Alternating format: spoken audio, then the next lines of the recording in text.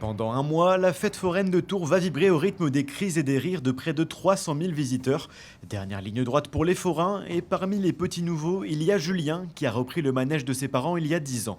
Alors l'entrée se fait par ici, on s'installe à l'intérieur. Bon, bien sûr, il n'y a pas de ceinture, les personnes s'accrochent.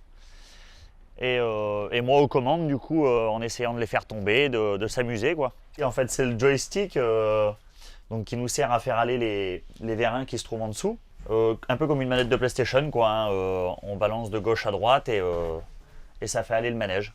La fête foraine, c'est aussi l'occasion de redécouvrir des incontournables comme le Palais du Rire. Rubens est un habitué, il installe ce manège ici chaque année depuis 2009. Il va falloir passer un bon petit coup de nettoyage après. C'est bien sale tout ça. On finit de monter mon étage. Et une fois que c'est fini, après, je vais passer un petit coup de lavage à l'intérieur parce qu'on vient de la fête foraine de Nantes. Il a plu un peu à la fin. Avec le week-end de Pâques, les forains ont pris un peu de retard sur l'installation. Beaucoup sont arrivés de Nantes ou de Blois en début de semaine, mais pas le choix, il faut mettre les bouchées doubles pour accueillir le public dans moins de 24 heures. Hier, très compliqué pour pouvoir s'installer avec le temps qu'il a fait toute la journée. Et en croisant les doigts de savoir que ce week-end, qu'il fasse beau et pas comme l'année dernière qu'il n'avait plu pour le premier week-end.